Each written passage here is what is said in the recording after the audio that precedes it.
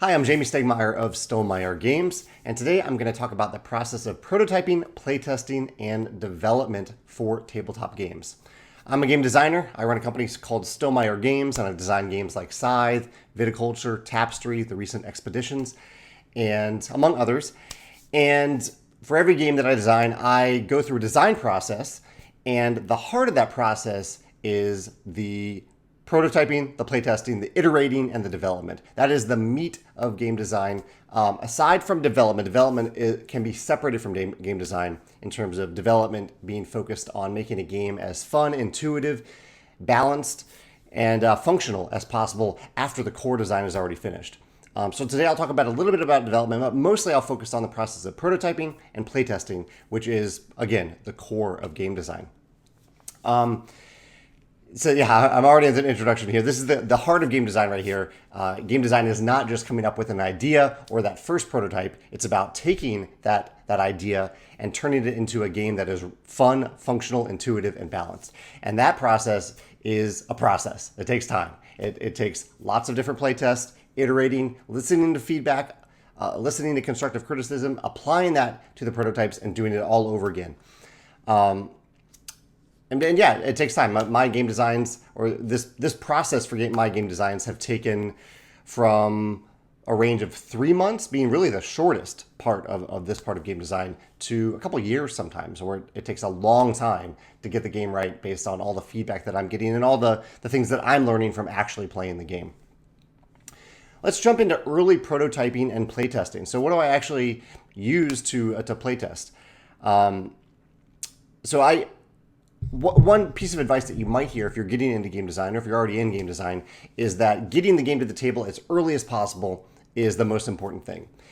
And in general, I agree with that feedback, because I think oftentimes we get caught up as designers in our own ideas and what a game could be. That's sometimes the most fun part of the game design process, just the brainstorming process.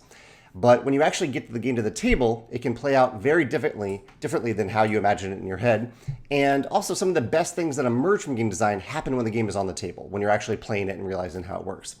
The one caveat I'd mention here is that sometimes I think games get to the table a little bit too quickly when there really is nothing there, or very few ideas.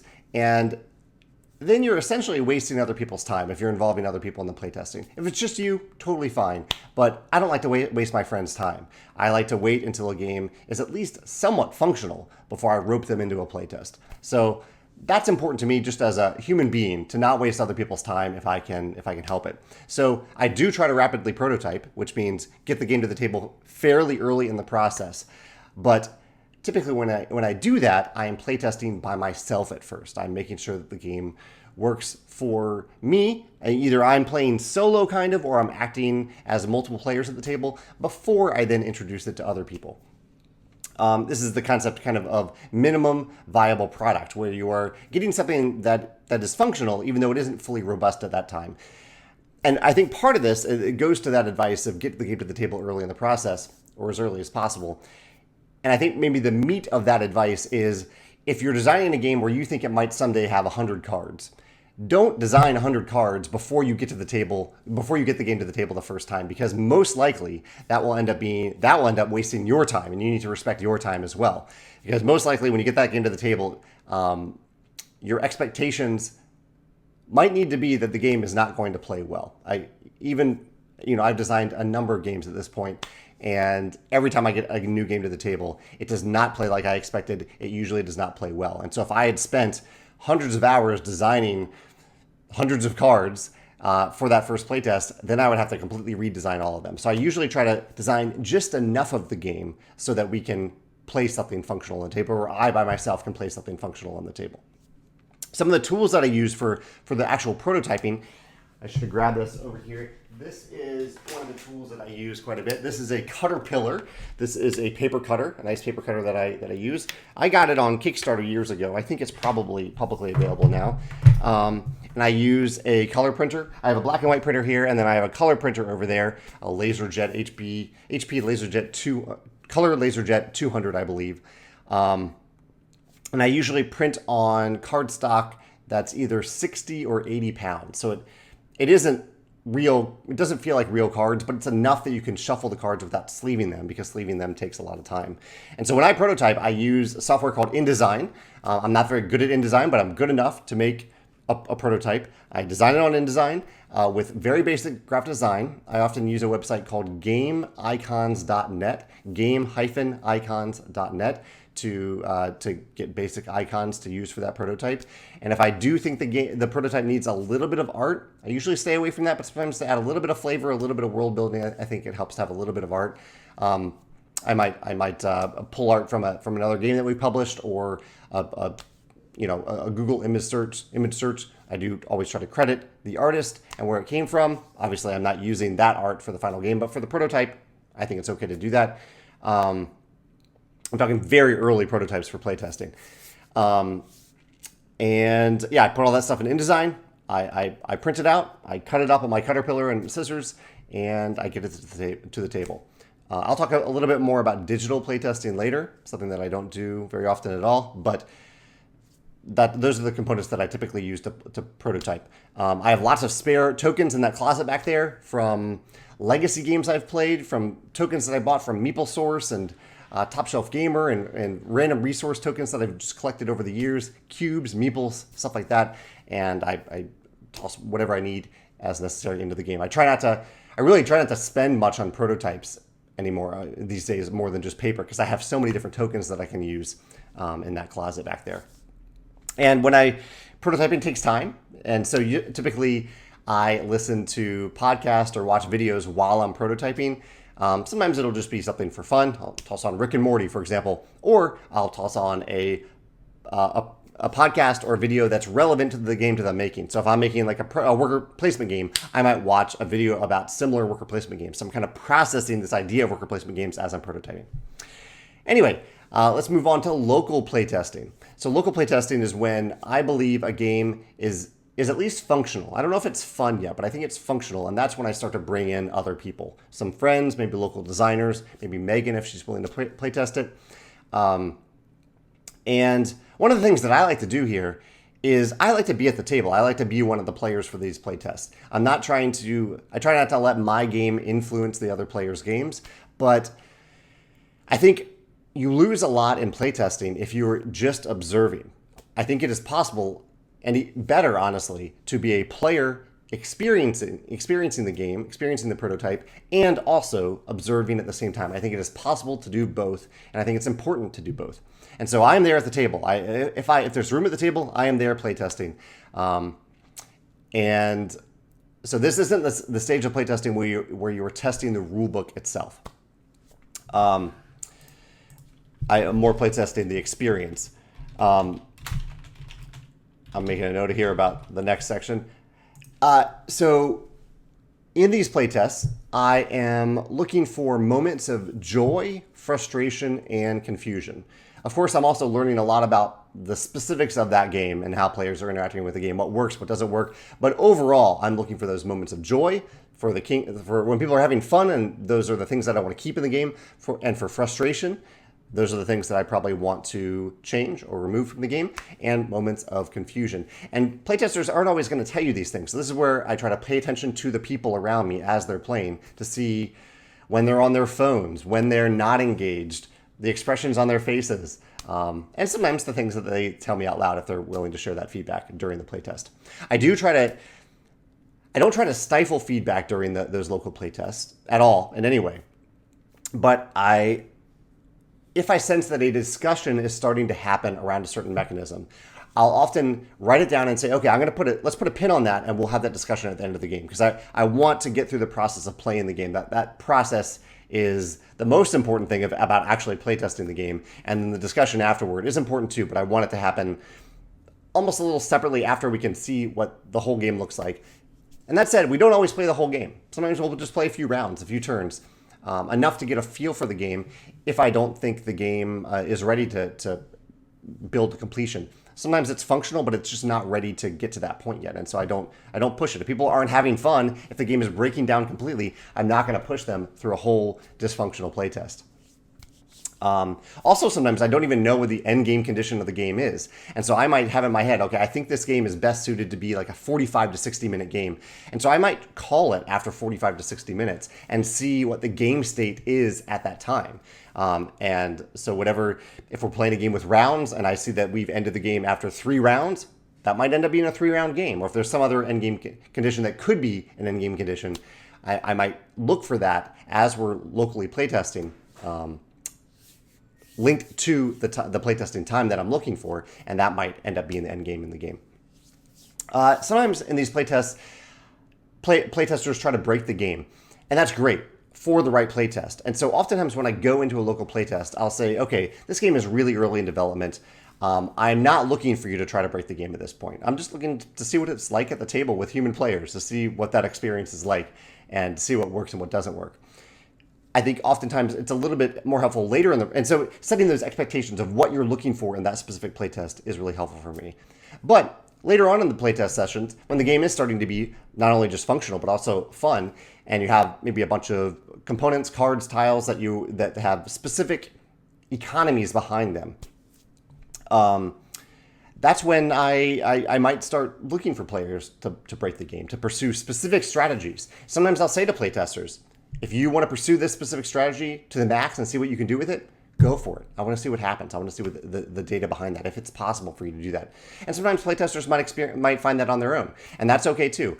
Every now and then, though, if a playtester does find like a loophole or a super overpowered card, after they demonstrate that this card or this ability is overpowered, I might ask them to not use it for the rest of the game. They've already demonstrated that there's a problem with it. I've seen it. I've seen how it happens. I don't need them to continue to do that for the rest of the playtest because in some ways that might ruin the rest of the playtest. We've already identified the problem. I might pull that card, might even give them a different card, a different ability to use to continue with the playtest. And so in some ways you do have to steer, or I recommend steering playtesters. If you are seeing elements break down and you now understand why they're breaking down, to keep the playtest going and to keep it being valuable for the rest of the session, you might be able to step in. I think it's appropriate for you to step in as a designer. Also, really importantly, it's surprising to me how many times I see people playtest games, how many times I see designers playtest games, and they don't take notes. That is bewildering to me. Maybe people just have much better memories than I do, but there's so many little things that pop up. And it's also a way to show people that you're listening to what they're saying if you're writing things down. You may not use that feedback later. Maybe you will, maybe you won't. But by writing it down, you are showing playtesters, I'm listening to you, I'm remembering this is important. And there's so many little things I find that I would just forget if I wasn't taking notes during playtest. So I highly recommend taking notes. What else? So one thing I'll take a note about this for later, about economies. I haven't talked about economies in games yet. It's a little bit more about game design. But let's get to the next stage. So you've been doing local playtesting, and the game you feel is now not just functional, but also fun. You're starting to see balance, and you want to get it to other people who aren't there with you. And this is the blind or unguided playtest step of any game design process. If you are a designer and you're not looking to self-publish, then I would recommend doing just a tiny little bit of blind playtesting. It is not your responsibility at this point. This is ultimately the publisher's responsibility to run blind playtesting and development for your game. But I recommend doing a little bit. And the reason for that is tied to the rulebook in particular.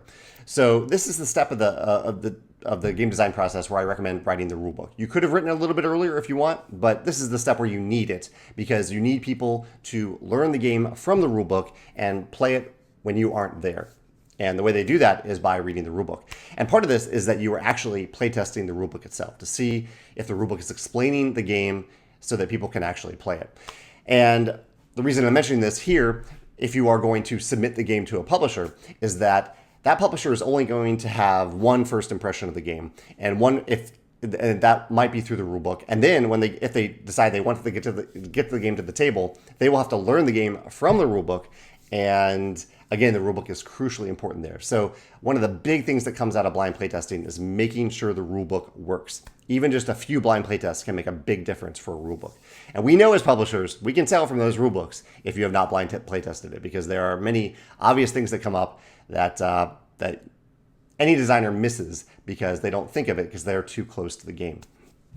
I won't go into like all how to write a rulebook now, but I would recommend looking at examples of rulebooks that you admire, formats of rulebooks that you admire, and following that format. So, how do I find playtesters? I run Stonemaier Games, and so we're a fairly established company at this point. I have a long list of playtesters that I can tap into for any playtest, and so that's great. If you're watching this, you may not have that. And so there are resources, and I'll include a link below, the link to how to design a tabletop game. I have some links to services where you can pay blind playtesters. Also, there are communities where you can get involved in that community as a playtester yourself. And the expectation in that community is if you playtest for someone else, then they might playtest for you. Or in general, it is a circle of generosity there where people are playtesting, but also putting their games up to playtest. I think those communities are a great place to be involved in. And so that's a way to find playtesters, blind playtesters, so unguided playtesters who aren't local to you or inherently aren't local to you. They could be anywhere around the world. Once you get to the point where you can be a little selective, though, I think there are some people who are really good at being playtesters and others who that just isn't in their skill set. And so what I do from our group of Stonemaier ambassadors is that whenever I'm looking for new playtesters, I send out a test, a little quiz to them. And if they're interested, they can take the quiz. And the quiz searches for certain traits in playtesters. I look for... So one of the most important traits that I look for from a playtester is their ability to focus on what happened, why it happened, and how it made them feel. Those are the most important things to me. The fourth thing on that list that is important but not nearly as important as these three are solutions, ideas and solutions. Those aren't important. I think inherently sometimes people, and you've probably met people like this in your life, sometimes I can be this type of person, where they don't tell you what the problem is, they just jump to the solution.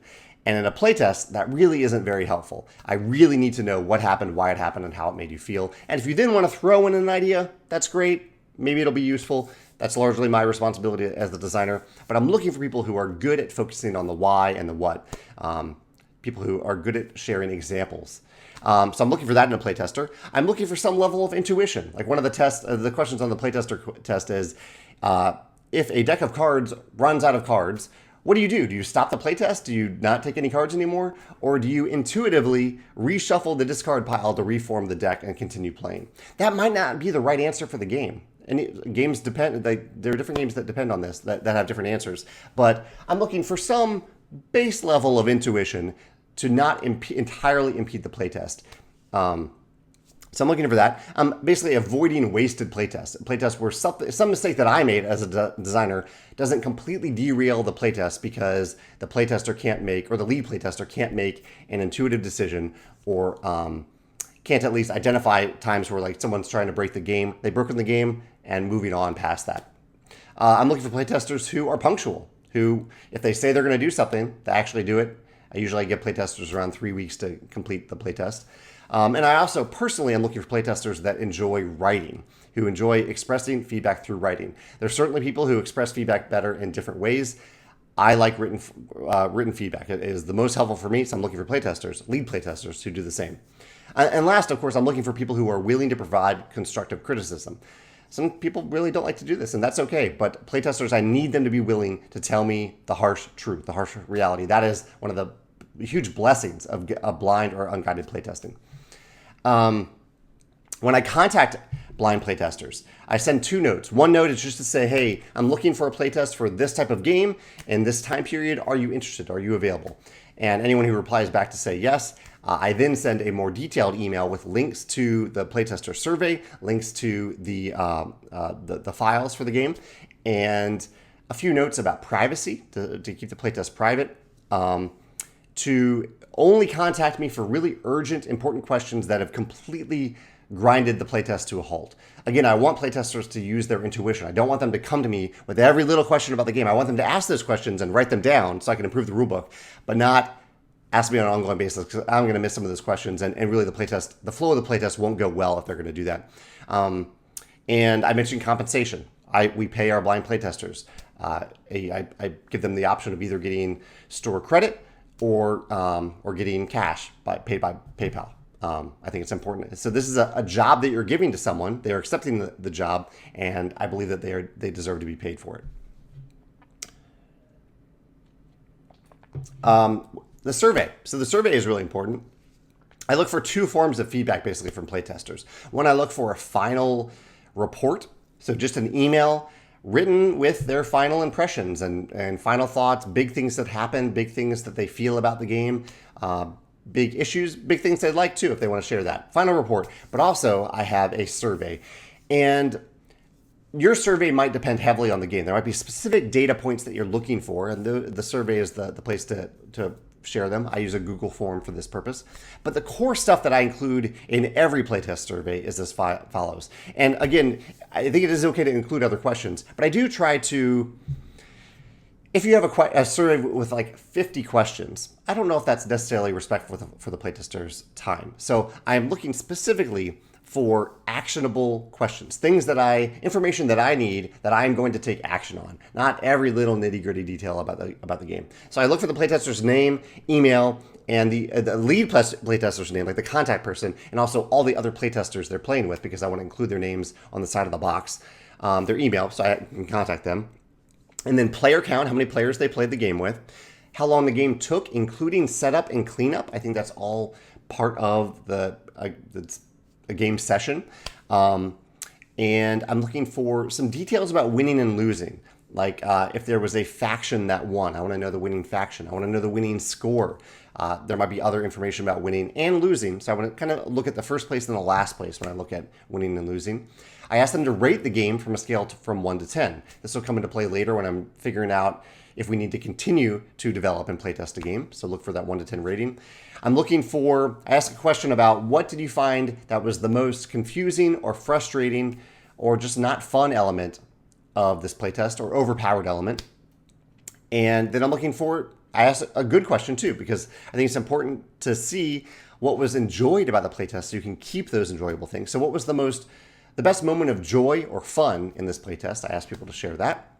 And that's it. That's the core of any playtester survey that I send out. A few other things about blind or unguided playtesting. One thing that I learned fairly early on is that I try not to look at any of the reports or the playtest before the playtest is finished, before the wave of blind playtesting is over. Usually any wave of blind playtesting has between 4 and 7 groups. Each group is expected to play the game 3 times. There's 1 lead playtester per group, and a wave usually lasts between 2 or 3 weeks, usually 3 weeks. And so during that time, I don't look at any incoming data, because I have found that if I look at those first few reports that come in, I, just as a human being, end up weighing that information above information that comes in later. And being first isn't important in playtesting.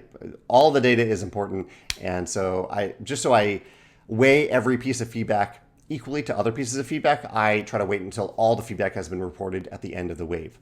And then I sit down and I take notes and I learn from it, and I process that information, and I decide, and this is me as a designer and now as a publisher, because I'm doing this for games that we're publishing that I am not the designer for, and I'm taking that information and giving it back to the designer. Talk about that more a little bit in development in a second. Crucially, and I think this will happen if you ever go through this playtesting process, you will see some questions from playtesters that appears to you at first as dumb questions. And I have learned to really push myself to get over that idea that no question is dumb. Really, it's me, the writer of the rulebook, the person who's guiding the playtest, who needs to see that sort of feedback and realize, yes, that answer is in the rulebook, But if you couldn't find it, if the playtester didn't find it or couldn't find it, then it's my responsibility. This is an opportunity for me to make the rulebook better, basically. So I love those types of questions that are super intuitive to me, even though it might be written in bold in the rulebook. But if the playtester did not see it, if they didn't understand it, if they messed it up during the game, that is relevant. So every question matters. And last, really not last on this list, but in fact, I'll move this until later. I'm going to move this 1 point until a little bit later. Yeah, so let's get on to development a little bit. So development is part of my job as a publisher. Development is me taking a game that someone else has designed or that I have designed and making that game as fun and functional and intuitive and balanced as possible. And the key difference between a developer and a playtester, in my opinion, because playtesters do a lot of those things. They offer great feedback. They're playing the game. Developers also play the game. They offer feedback. But the core difference is that playtesters raise questions, whereas the responsibility of the developer is to propose answers. This is kind of that difference where I was saying, okay, I want playtesters to tell me what happened, why it happened, how it made them feel. I want a developer to do those things and propose answers. And so when I am developing a game that whether or not I designed it, I am trying to propose answers. And particularly when I'm working on a game where the designer is somebody else, that I still share with them what happened, why it happened, how it made me feel. But I also share with them a proposed answer. And as the more specific I can be, the better. It's up to the designer ultimately to accept that answer. But I'm trying to give them an option, some sort of groundwork or foundation to work from as they are moving the game forward. And this development process, I'm mentioning the designer here because at Stonemaier Games at least, when we are publishing a game from another designer, we are actively working with the designer during the development process. They are still on deck. They are still working through the game. They're still going through iterations of the game with us, even as I am the developer of the game. Also, as part of this process, there is data analysis happening. So we have someone named Jeremy, but there's someone named Jeremy who has helped out a lot with Stonemaier Games, where he will look at playtest data and he will help us analyze that data to find things that we might otherwise miss. Oftentimes in terms of balance. So we're looking largely at balance at this point. I'm mentioning this because it's one thing, like I look at a lot of data for these playtests, and I can easily see things like when one faction is winning a lot more than another faction. I can easily see that sort of thing in a game. But what's harder for me to see is when like one faction is winning more than other factions, but only at the 2-player count, and playtesters who played it really enjoyed the game when that happened. And someone doing data analysis can look at all that data and figure out the most important information, hidden information really, that I might miss when I'm just looking at a Google spreadsheet, basically. And I stress this because oftentimes you might hear people say, this unbalanced game wasn't playtested enough. I think that's probably very rarely the case. I think games are often playtested even more than they really need to be. But rather, it's not a matter of quantity, it's a matter of data analysis. That you really need to analyze that data to see the things that you're missing. Better data analysis can be even more important than continuing to playtest more and more and more. And if you are continuing to playtest more and more and you're not doing data analysis, then you are missing out on some really important information. Last, I have this last category called Beyond. This is kind of a potpourri section of different things to think about. One, I alluded to digital playtesting earlier. There are platforms, my preferred digital platform being Tabletopia, where you can bring your game to that platform. You can put your game on that platform privately or publicly and playtest with anyone around the world, and also just make that version of the game accessible to anyone who is trying to playtest the game, who maybe doesn't want to print and cut the files at their home or their office. I think providing that option for blind playtesters is completely fine. And also, I really don't want to bemoan anyone any designers who primarily playtest digitally. However, I think it is crucially important to also playtest on the tabletop. And I much prefer playtesting on the tabletop. It does take, in some ways, more work because you're cutting and pasting, you're using more resources to do that. But ultimately, if you're designing a tabletop game, people are going to play it on the tabletop. And there are lots of things that you kind of miss if you're playtesting digitally. You miss that sense of space at the table. You miss like realizing just how often you're refreshing that card row or you're shuffling this deck.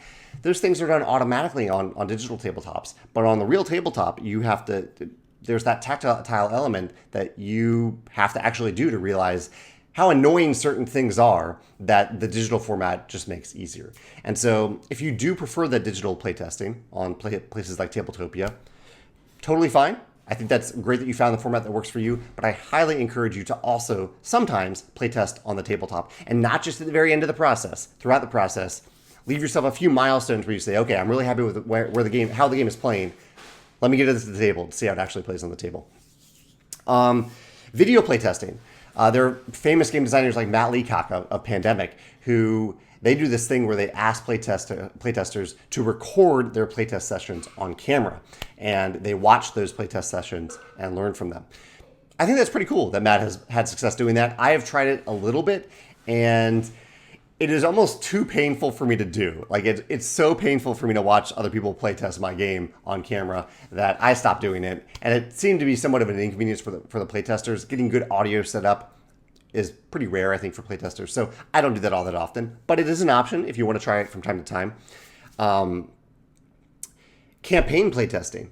So I have two campaign games, The Rise of Fenris for Scythe and Charterstone. And playtesting for them, especially blind playtesting, is a beast. It's a lot. It's a big commitment. You're asking people to playtest a game numerous times. I think it requires a significantly higher payment to ask them to do this. And one of the big risks with it is that the game might not work after a certain session. Like, you figured out the game up to a certain point, but then it just goes off the rails, and that might void a number of playtests after that. So I think it takes a lot of local playtesting before you can really send out a game for blind campaign playtesting. Just a whole other bag of worms, or can of worms. Economies in games. Sometimes people ask me, like, how do I figure out the economies in games? This is a little bit more about game design than playtesting, but it does tie to playtesting, because early on in the playtesting process, I may not really know the economy of the game. I may not know that one victory point equals $3. But as I start to figure that out through playtesting, I usually create a spreadsheet that showcases that economy and make sure that all the cards are as balanced as possible. If you get in a rut, during the playtest process, one of the things that I do really to avoid getting in a rut, or to avoid getting burned out in a game, is that I usually am designing 2 games at a time. So I am designing 2 games at different stages. And so I can't get over a certain hump in one game, a certain barrier, and it's really frustrating me, I might switch over to the other game for a few days or a few hours or a few weeks and then come back. So having 2 games in the works at any given time, I think, can be really helpful to avoid getting in ruts. Also, if you are in a rut, I think doing some research can be a lot of fun. And by research, I mean, if you're working on, say, again, a deck building game, go play some deck building games. Go watch some videos about deck building games. See what those games are doing that makes their games work and makes them so much fun. And then come back and use that information to apply to your game. And last, how many waves of blind playtesting do I do? And how do I know when a game is ready? This depends on the game. And I think it's a combination of my gut feeling, because I am continually playing the game during this playtesting process. So what's my gut feeling for if the game is ready or not? Added to that rating scale that I ask playtesters to submit. So when we're blind playtesting games and I'm seeing an average of 6s or 7s for a game out of 10, that's fine, but that's not good enough. Really, I'm looking for an average of 9. I'm looking for an average of 9 from the last wave of blind playtesting, 9 out of 10, to decide, okay, this game is good to go. So it's both that rating combined with my intuition that the game is as good, really as great as it could possibly be. And that's when I'll start to wrap things up. Sometimes this takes 3 waves of blind playtesting. Sometimes it takes 8 or 9. Sometimes it can take a long time to get that game right.